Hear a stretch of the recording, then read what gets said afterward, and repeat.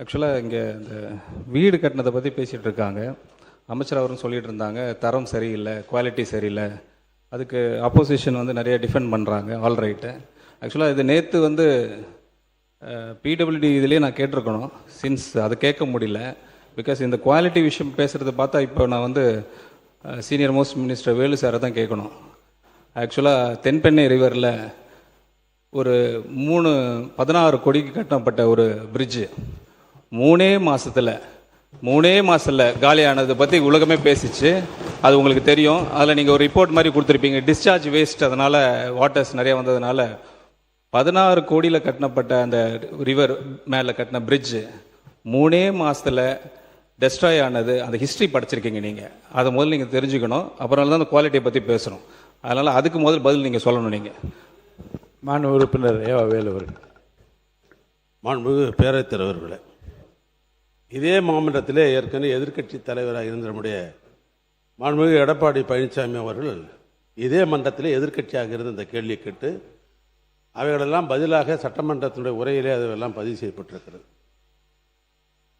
அந்த பாலம் என்பது ஆர்ஆர் என்கிற விங்கின் மூலமாக கிராம சாலை திட்டத்தின் மூலமாக ஒரு கிராம பகுதியிலே கட்டப்பட்ட பாலம். அது தென்பெண்ணை ஆற்றிலே கட்டப்பட்ட ஒரு பாலம். அதனுடைய டிசைன் 54,600 கனஅடி தண்ணியை வாங்குகிற அளவுக்கு தான் அதனுடைய தன்மை கட்டப்பட்டது. இதுவரைக்கும் திருவண்ணாமலை மாவட்டத்திலேயே பெய்யாத ஒரு மழை. அந்த மழை இன்னும் சொல்ல போனால் ஆன்மீக பெருமக்கள் 14 கிலோமீட்டர் கிரிவலம் என்று வருகிற இந்த திருவண்ணாமலை மலையே சரிந்ததன் மூலமாக 7 பேர் இறந்தார்கள். அப்படி ஒரு மழை நாங்கள் பார்த்ததே இல்லை. எங்கள் வயதுக்கு பார்த்தது, அது முன்னாலே பார்த்ததில்லை. அப்படி ஒரு மழை பெய்த காரணத்தினால் மலை சரிந்தது. அந்த அளவுக்கு ஒரு சேதம். கிருஷ்ணகிரி, தருமபுரி மாவட்டங்களில் 50 சென்டிமீட்டருக்கு மேல் மழை பெய்த காரணத்தினால் சாத்தனூர் அணைக்கு வந்த தண்ணி 2.25 கனஅடி தண்ணீர் அங்கே வந்தது. அப்பொழுது பொதுப்பணித்துறை நீர்வளத்துறை அமைச்சர் அவர்கள் எங்கே டேம் உடைஞ்சிருமோ என்பதற்காக இரவோடு இரவாக 2.25 கனஅடி தண்ணீர் திறந்து விட்டார்கள். கனஅடி. அதற்கு பின்னால் பாம்பார் என்று ஒரு ஆறு வருகிறது டேமுக்கு கீழே.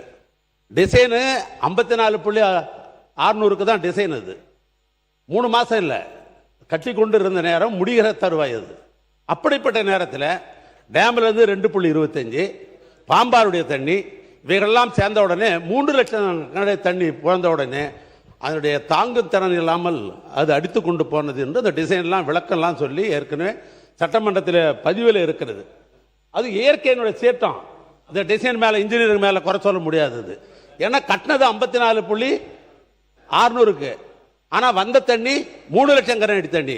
அப்படி என்கிற பொழுது அதை தாங்காமல் அந்த பாலம் போன என்பது இதே சட்டமன்றத்தில் ஏற்கனவே பதிவு செய்யப்பட்டிருக்கிறது. அதுதான் உண்மை நிலை. அதுக்குன்னு ஒரு குழு போடப்பட்டு அவர்களெல்லாம் கூட ரிப்போர்ட் கொடுத்தாங்க. இதில் டிசைனில் தப்பு இல்லை. இது மழை பெய்த காரணத்தினால் 3 லட்சம் கனஅடி தண்ணீர் தாங்குகிற திறன் இல்லாமல் பாலம் அடித்து போனது என்பதுதான் உண்மை.